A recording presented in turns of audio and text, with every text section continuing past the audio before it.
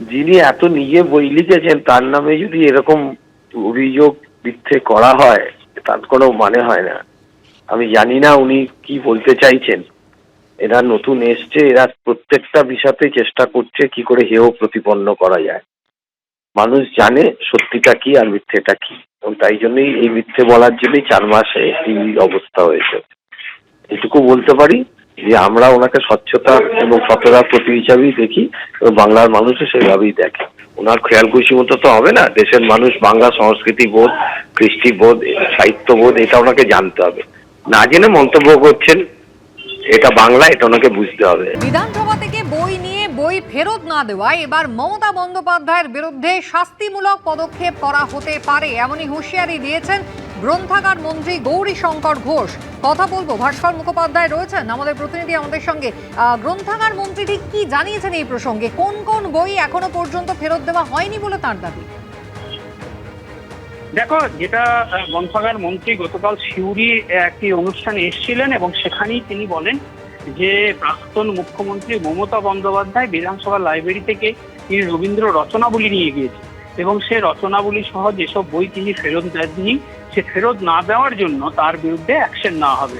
অর্থাৎ একজন পাঠক যদি বই নিয়ে যায় এবং সেই বই যদি ফেরত না দেয়, সেক্ষেত্রে যে আইন রয়েছে বা যে শাস্তি রয়েছে সেই শাস্তির মুখে পড়তে হবে প্রাক্তন মুখ্যমন্ত্রী। তিনি সরাসরি সেই বিষয়ে জানান।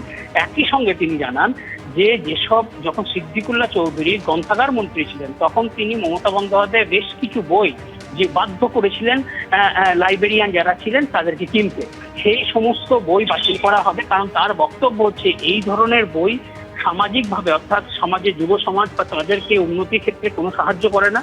তাই রাষ্ট্র গঠনের ক্ষেত্রে বা যুব সমাজের উন্নয়নের ক্ষেত্রে যেসব বইগুলি দরকার হবে সেই বইগুলি বেশি করে লাইব্রেরিতে রাখা হবে। একই সঙ্গে তিনি বলেন যে শ্যামাপ্রসাদ মুখোপাধ্যায়কে নিয়ে যেসব বই রয়েছে সেসব বই লাইব্রেরিতে রাখা হবে, কিন্তু এপাং ওপাং ঝপাং যেসব বই এখানে রাখা হয়েছিল সেই সমস্ত বই সরিয়ে ফেলা হবে বলে তিনি জানিয়েছেন। এবং তিনি পরিষ্কার করেছেন যে যারা বই নিয়ে যাবেন পড়তে তাদের যে নির্দিষ্ট সময়ের ব্যবধান রয়েছে সেই ব্যবধানের মধ্যেই কিন্তু বই ফেরত দিতে হবে। বই ফেরত না দিলে কিন্তু তাদের বিরুদ্ধে ব্যবস্থা নেওয়া হবে। এক্ষেত্রে প্রাক্তন মুখ্যমন্ত্রীকেও ছাড় দেওয়া হবে না বলে তিনি জানিয়েছেন। সবার ক্ষেত্রে আইন সমান। উনি প্রাক্তন মুখ্যমন্ত্রী হয়ে যদি বই নিয়ে গিয়ে ফেরত না দেন, একটা সাধারণ মানুষ বই নিয়ে গিয়ে ফেরত না দিলে যে ধরনের তার শাস্তি হওয়া উচিত একই শাস্তি তারও হবে। কারণ তিনি বই নিয়ে গেছেন, পড়বেন, ফেরত দেবেন। কেন তিনি বই ফেরত দেবেন না?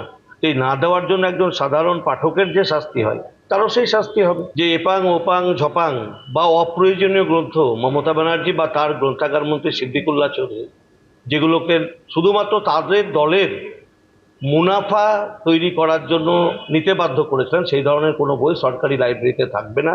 আমি প্রথম দিনই বলেছি দায়িত্ব নিয়ে সেই জায়গায় রাষ্ট্রবাদী বই, জাতীয়তাবাদী বই, যে ক্ষেত্রে যুবদের মেধার বিকাশ ঘটবে সেই ধরনের বই লাইব্রেরিতে স্থান পাবে। মমতা ব্যানার্জি, সিদ্দিকুল্লাহ চৌধুরী অপ্রয়োজনীয় গ্রন্থ একটাও লাইব্রেরিতে থাকবে না। এবিপি আনন্দ, এগিয়ে থাকে, এগিয়ে রাখে।